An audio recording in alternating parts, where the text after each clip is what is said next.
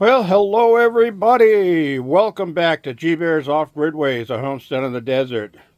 And yeah, I'm sitting here in the van right next to my battery setup with watt cycle batteries, and I wanted to show you that it is possible to connect different size batteries in parallel. Okay, now parallel means negative to negative, positive to positive. Okay, series would be negative to positive, and then have a positive and a negative left over. Okay, so we don't want to ever do series when you're using different size batteries. When you're using different size batteries, you can do it in parallel, but not in series. Huh. Some dogs have spooked at something. Anyway, let's get back to the batteries. So what happens when you connect two different size batteries in parallel? That's 100 amp hour, and this is a 200 amp hour. So what happens when you connect any batteries in parallel is that the amps add up, but the volts stay the same. So we'll still have a 12 volt battery, but now instead of 200 or just 100, now we have 300 amp hours. Okay, so the two of these together will make 300 amp hours. Now, what happens when these things charge and discharge? Well, first of all, if you're going to do this, you want to make sure that independently, each battery, you use your 12 volt battery charger and bring the batteries up to 100% charge. That's before you connect them up, okay? Once you've got them at 100%, you want to connect them in parallel, but don't connect them to any load.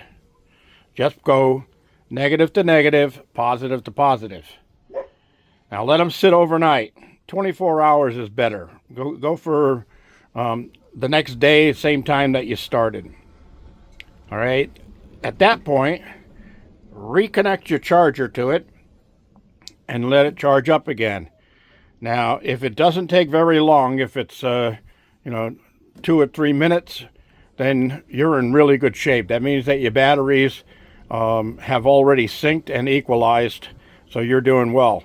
But if it takes a good 15, 20 minutes to bring them up, then that was a smart thing to do, because you want to bring these batteries together up to their nominal voltage, or actually their full charge voltage, state of charge.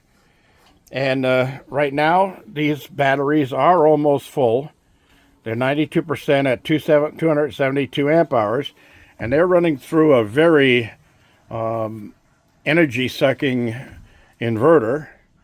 And that inverter is also powering that refrigerator. And not running anything else right now, but I do have AC electric inside this van that I can run other stuff off of if I have to. All right, so back to the batteries. Let's quit getting sidetracked, huh, Bear? All right, so on this set, neither one of these two batteries have Bluetooth. In order to monitor them, I have to use a shunt and battery monitor to do that.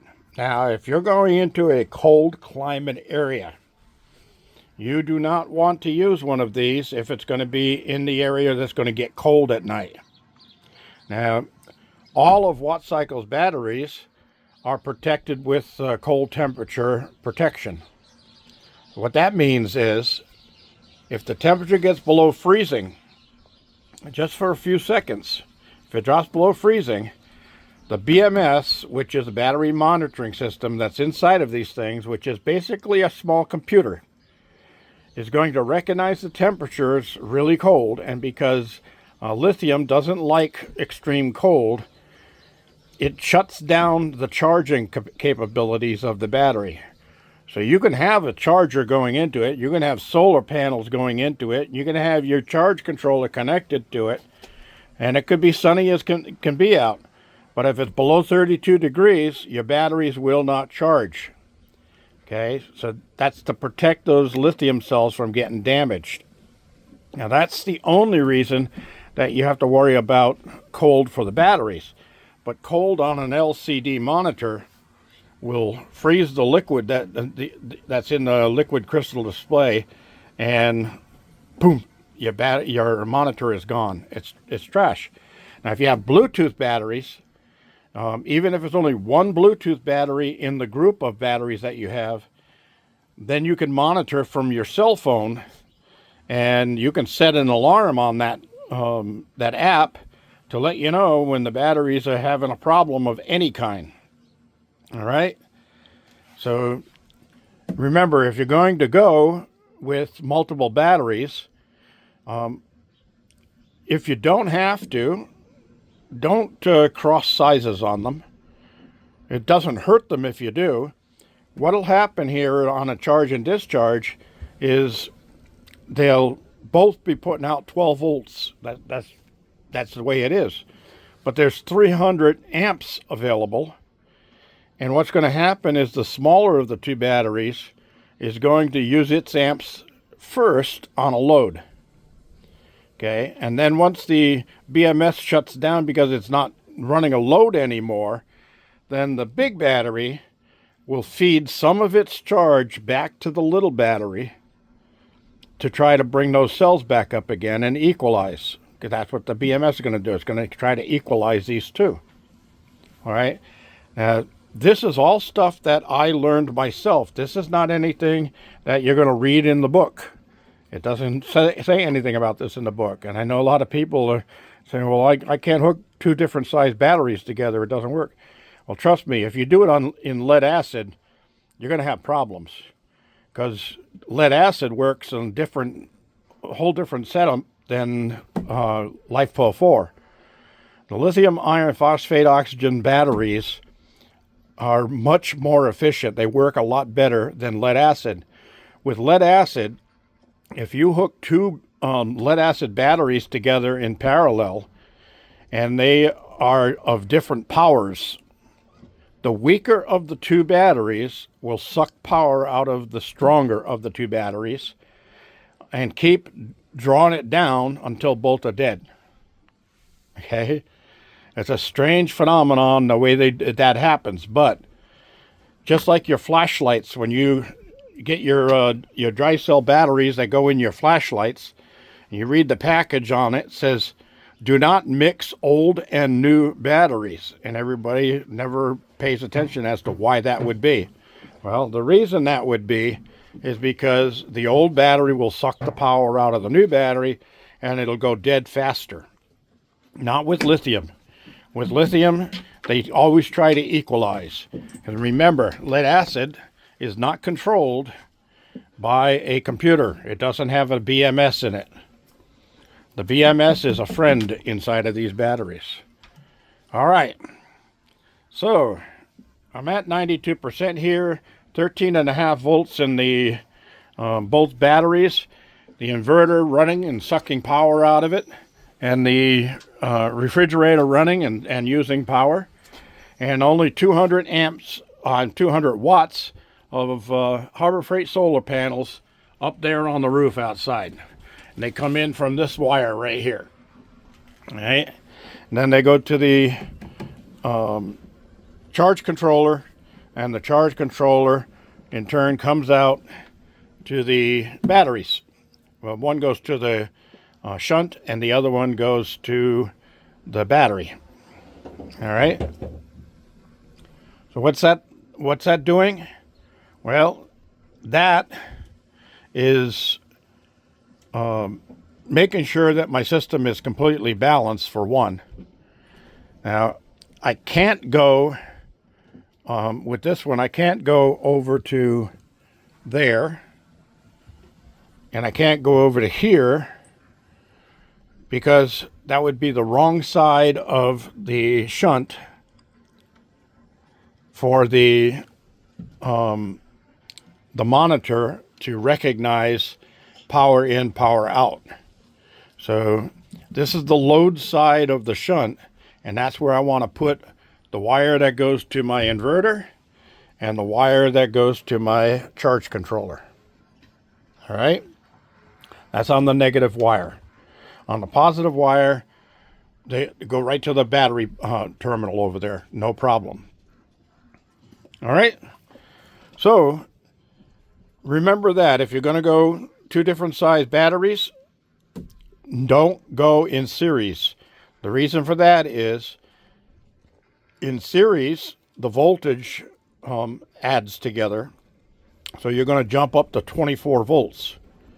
Well, the weaker of the 2 batteries is going to be damaged because it can't keep up with the stronger of the 2 batteries. Okay? For the amps, that doesn't matter. The amps just add together and your voltage is the same. So the the draw on it is still whatever you're going to be running, like your 12 volt inverter is still only going to be 12 volts. Okay, so there's 12 volts, 12 volts. They've balanced themselves, they've synced themselves, they're going to be fine. All right, it's not the best method in the world, but it can be done. Now, like I said, if you can and you're going to a cold climate, what you want to do is get batteries of the same size, basically the same size. If they're all group 24s, then you're in good shape. But get them all about the same size and get one of them at least with Bluetooth. Now you can get them all with Bluetooth. That allows you to monitor the independent cells in each one. The independent cell voltages and temperatures and all of that are pretty important to people who are running heavy duty loads. But for people like me who are off grid, we're not running super heavy loads, we're okay. I'll say it once, I'll say it again, and I'll keep on saying it. I really do like Watt Cycle. They are budget batteries at a budget price. Their equipment is budget at a budget price, but it's all good stuff. It all works exactly the way it's supposed to. And I've seen people tear these things apart, and then once they tore them apart, they were super happy what they saw inside. The build is professional build. The Eve cells are Class A Eve cells. Everything in these things is really good, and the price is outstanding. So I'll be doing a review pretty soon. I'll be changing this one out, taking it out of here, and this one's going to go in parallel with my cabin unit, and then I'm going to be running 200 amp hours out here instead of 300 amp hours, because I'm going to add another 100 amp hours to that one, and I'm going to take this monitor out of here because the new battery I've got coming has Bluetooth, and then I'll be able to monitor through Bluetooth. So this unit will leave with the battery, and that makes it easy on me too, because this is actually double-sided taped right down to the top of the battery, so it won't flop around while I'm driving. I'm sure some people were wondering about that, but it is double-sided tape down there, as you can see. It doesn't move. But that'll leave the van, and this cable will go to the negative of the new battery, and this cable will go to the positive of the new battery, and we'll be back in business again. All right. So when that comes in, stay tuned and watch for that video. That one's going to be an interesting one, and I will show you how the Bluetooth monitoring works and how much more efficient that's going to be for cold temperatures, because we're heading into winter here. It's been real chilly here. I want to thank everybody for joining me. I want to thank Watt Cycle for their good equipment, their great equipment, and I'm signing off.